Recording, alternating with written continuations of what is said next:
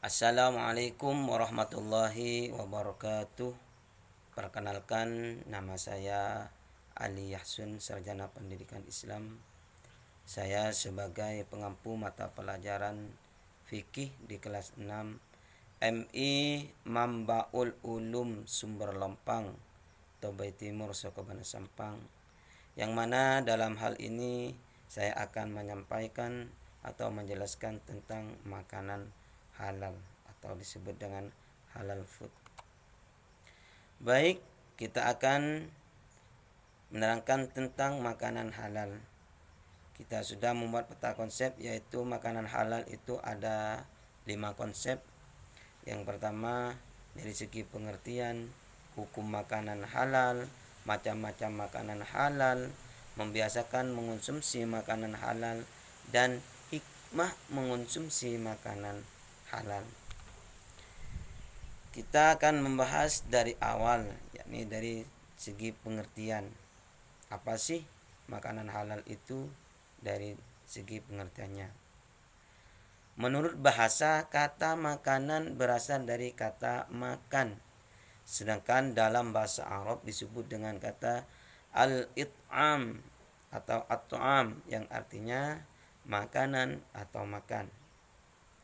Sedangkan menurut istilah, halal bisa diartikan sebagai segala sesuatu yang apabila dilakukan oleh manusia itu tidak mendapatkan hukuman dan dosa dari Allah Subhanahu wa ta'ala. Jadi kami bisa menyimpulkan bahwasanya pengertian makanan halal itu adalah sebagai segala sesuatu makanan yang dapat dikonsumsi oleh manusia dan diperbolehkan dalam syariat Islam. Selanjutnya kita akan membahas tentang hukum-hukum makanan halal.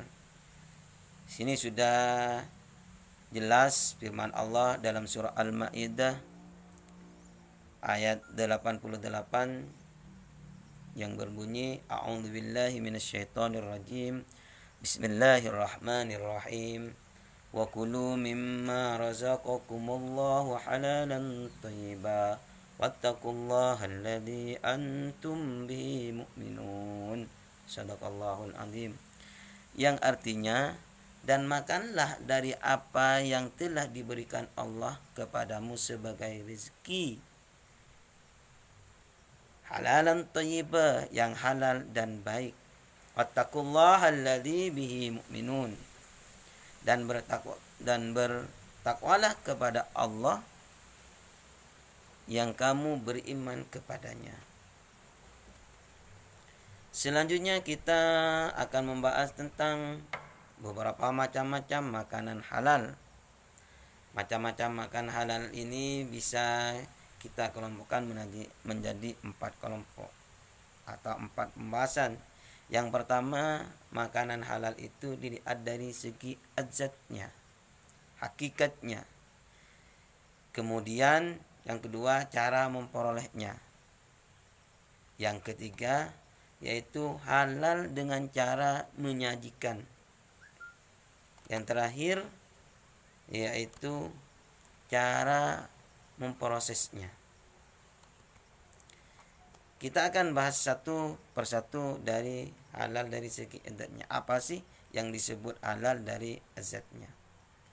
Itu makanan halal yang disebut halal dari segi azatnya, yaitu makanan yang berasal dari binatang maupun tumbuh-tumbuhan yang tidak diharamkan oleh Allah Subhanahu wa ta'ala. Itulah yang disebut halal dari segi azatnya. Kemudian halal dari segi memperolehnya. Halal tersebut adatnya sudah halal, namun kita cara memperolehnya itu apakah memperoleh dengan cara yang benar atau yang salah. Nanti kalau cara memperolehnya itu tidak benar, dengan hasil pencurian atau barang riba milik orang lain dan lain sebagainya, maka makanan tersebut menjadi haram. Kemudian yang ketiga yaitu cara memprosesnya. Sudah jelas dijelaskan di atas barusan bahwasanya makanan yang halal dari segi adatnya seperti kambing, seperti kerbau, daging sapi, itu dan lain semacamnya. Kalau kita cara prosesnya itu tidak tepat, tidak sesuai dengan aturan yang sudah diajarkan oleh syariat, maka itulah akan bisa menyebabkan makanan tersebut tidak halal lagi, yakni haram. Contohnya seperti kita punya sapi. Loh, sapi itu kan adatnya halal, dagingnya halal. Tapi cara atau prosesnya itu kalau disembelih bukan dengan tujuan nama Allah atau tidak sesuai dengan ajaran Islam, tidak sesuai dengan syariat, maka hukumnya itu haram atau tidak halal lagi. Yang terakhir yaitu cara menyajikannya. Kita jangan sampai salah menyajikan makanan halal tersebut. Nantinya kalau salah menyajikan, makanan tersebut bukan menjadi halal lagi, akan tetapi menjadi makanan haram. Seperti apa sih yang cara menyajikannya itu? Yaitu dengan cara makanan halal tersebut dengan cara ditaruh atau dikasih ditempatkan piringnya itu terbuat dari emas atau apa istilahnya, ya di piringnya terbuat dari emas, maka makanan-makanan tersebut yang disajikan dengan wadah tersebut maka hukumnya haram. Apa saja makanan-makanan yang dihalalkan menurut agama Islam?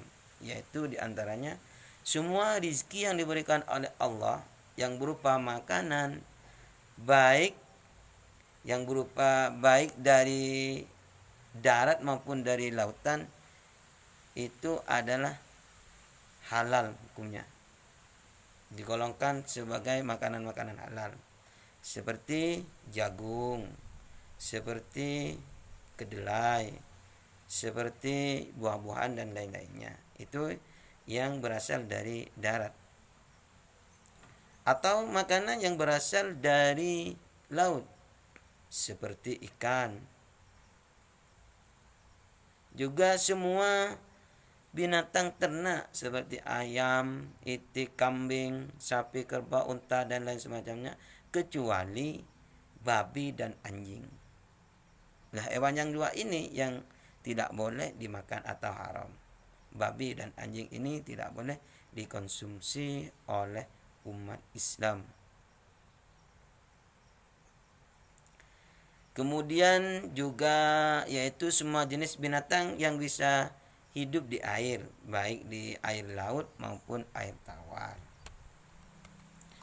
Selanjutnya kita akan membahas tentang membiasakan mengonsumsi makanan halal tentunya. Bagaimana cara-cara kita dapat dilakukan agar kita terbiasa mengkonsumsi makanan-makanan halal?